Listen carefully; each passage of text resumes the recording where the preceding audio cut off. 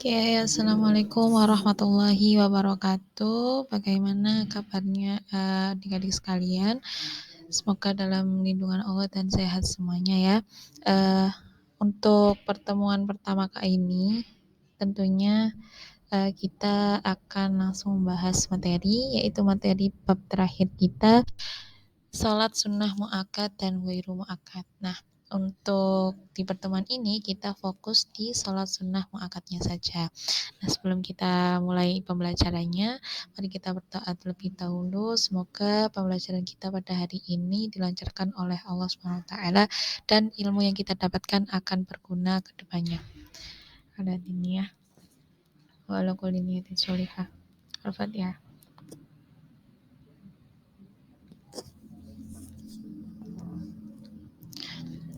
Oke, jadi di pertemuan kali ini, meskipun di babnya yaitu bab salat sunnah mu'akkad dan ghairu mu'akkad, tapi di pertemuan ini kita hanya fokus mempelajari di salat sunnah mu'akkadnya saja.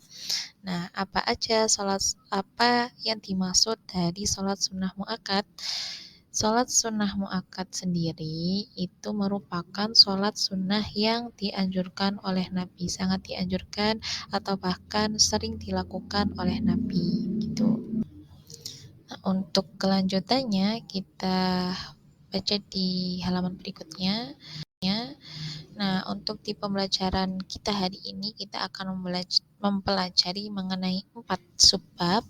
Yang pertama yaitu pengertian, kemudian cara pelaksanaan dari sholat sunnah mu'akkad, kemudian macam-macam sholat sunnah mu'akkad, dan yang terakhir yaitu hikmah dari menjalankan sholat sunnah mu'akkad. Gitu. Nah, yang pertama yaitu mengenai pengertian. Nah, apa sih yang dimaksud dari sholat sunnah mu'akkad? Sholat sunnah mu'akkad adalah sholat sunnah yang dikuatkan oleh Rasulullah, di mana Rasulullah itu selalu melaksanakannya dan jarang sekali meninggalkan. Nah, sholat sunnah mu'akkad memang sangat ditekankan oleh Rasulullah, bahkan dapat dikatakan hampir mendekati wajib. Namun statusnya tetap sunnah, tapi sunnah yang sangat dianjurkan. Kemudian yang kedua yaitu mengenai tata cara pelaksanaannya. Nah, untuk cara pelaksanaan sholat sunnah mu'akkad sendiri yaitu sama dengan melaksanakan sholat wajib. Yang membedakan itu hanya pada niatnya. Jadi beberapa hal yang perlu dipertahankan dalam pelaksanaan sholat sunnah mu'akkad yaitu yang pertama, tidak didahului dengan adzan dan iqomah. Berbeda dengan sholat wajib yang kita lakukan 5 waktu itu, yang mana setiap waktu sholatnya didahului dengan adzan dan akan dilaksanakan jika iqomah berkumandang. Nah, sholat sunnah itu tidak ada adzan dan iqomah. Kemudian yang kedua yaitu dilaksanakan secara munfarid atau sendiri, kecuali sholat sunnah idain. Sholat duha itu bisa dilaksanakan dengan berjamaah, dan sholat Idul Fitri, Idul Adha itu juga. Selebihnya itu lebih dianjurkannya secara munfarid atau sholat sendiri-sendiri. Kemudian yang ketiga yaitu dimulai dengan niat sesuai dengan jenis sholat yang dikerjakan. Nah, yang keempat dilaksanakan dengan 2 rakaat salam seperti sholat subuh. Karena kalau sholat wajib tergantung rakaatnya, maka untuk sholat sunnah mu'akkad dan ghairu mu'akkad pun yang dinamakan sholat sunnah itu dilaksanakannya 2 rakaat salam. Kecuali sholat witir yang nanti ada pembahasannya lebih lanjut, itu minimal rakaatnya kan 1, jadi 1 rakaat salam itu bisa. Kemudian yang kelima yaitu tempat pelaksanaannya sebaiknya berbeda dengan tempat sholat wajib dilaksanakan. Nah, misalnya ketika kita melaksanakan sholat wajib yaitu sholat maghrib, kemudian sholat sunnah mu'akkadnya itu kan sholat sunnah rawatib ba'diyah maghrib. Nah, setelah kita melaksanakan sholat wajibnya yaitu sholat maghrib itu ketika melaksanakan sholat ba'diyah maghrib itu sajadahnya lebih baik sajadahnya digeser sedikit. Nah, itu sudah membedakan tempat pelaksanaan sholat wajibnya, sholat wajib maghrib tadi, dan sholat sunnah mu'akad yaitu rawatib ba'diyah maghrib. Nah, kemudian yang keenam yaitu bacaan sunnah yang dibaca bersifat sirri. Ada juga yang jahar. Nah, lanjut kepada macam-macam sholat sunnah mu'akad. Nah, yang pertama nih, yang pertama ada sholat sunnah rawatib. Nah, pengertian dari sholat sunnah rawatib sendiri yaitu sholat sunnah yang mengiringi sholat wajib. Nah, sholat rawatib secara hukum ada yang sunnah mu'akad dan ada juga yang Wairu mu'akad. Nah, untuk sholat rawatib yang hukumnya itu sunnah mu'akad, itu terdiri dari 2 rakaat sebelum duhur, kemudian 2 rakaat sesudah duhur, 2 rakaat sesudah maghrib, 2 rakaat sesudah isya, dan 2 rakaat sebelum subuh. Nah, itu macam-macam dari sholat sunnah rawatib yang hukumnya masuk dari sunnah mu'akad.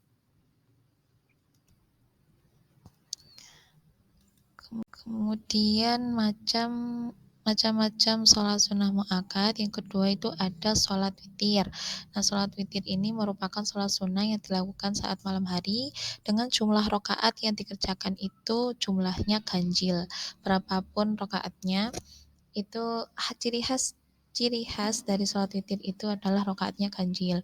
Nah, paling sedikit dari melaksanakan sholat witir itu yaitu 1 rakaat. Kemudian paling banyaknya yaitu 11 rakaat.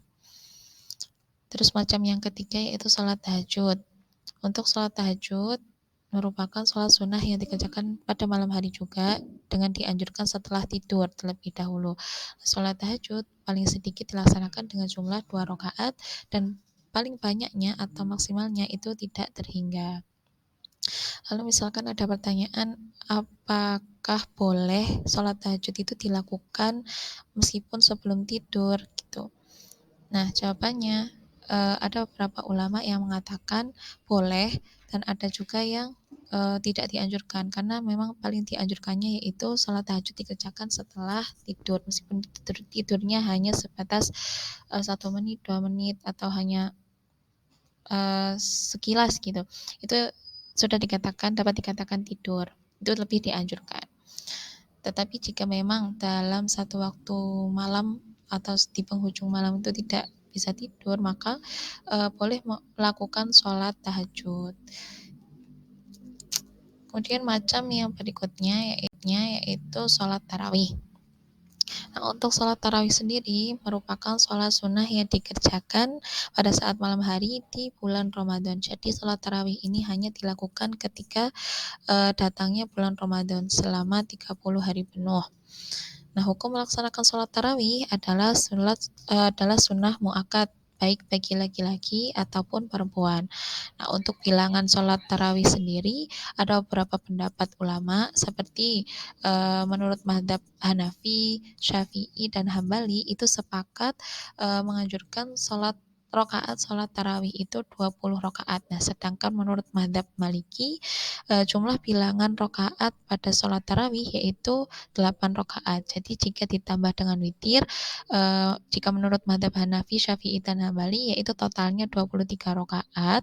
Kemudian jika menganut mazhab Maliki, jumlah rakaatnya yaitu 11 rakaat. Terus tarawih dan witir 3 rakaatnya. Kemudian apa yang membedakan bilangan rakaat dari keempat mazhab tersebut? Nah, bahwasanya 3 mazhab yang menganut bilangan rakaat 20 rakaat tadi itu bersumberkan dari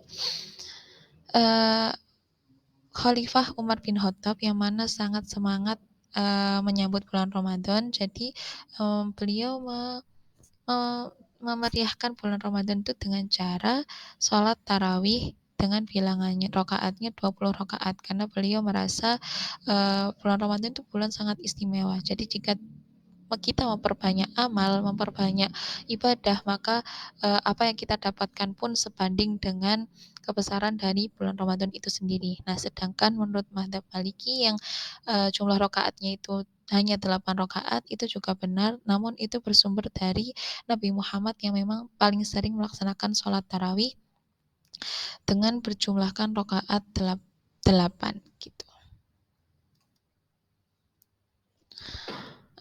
Untuk macam selanjutnya yaitu sholat Id, yang mana pengertian dari sholat Id sendiri adalah sholat sunnah yang dikerjakan ketika hari raya. Nah, hukum melaksanakan sholat Id adalah sunnah mu'akkad. Sedangkan sholat Id sendiri itu terbagi menjadi dua, yaitu sholat Idul Fitri dan sholat Idul Adha. Nah, waktu pelaksanaan sholat Id yaitu ketika mulai terbit matahari sampai tergelincirnya matahari. Maka sholat Id dapat dilaksanakan pada eh, jika ditetapkannya 1 Syawal untuk Idul Fitri.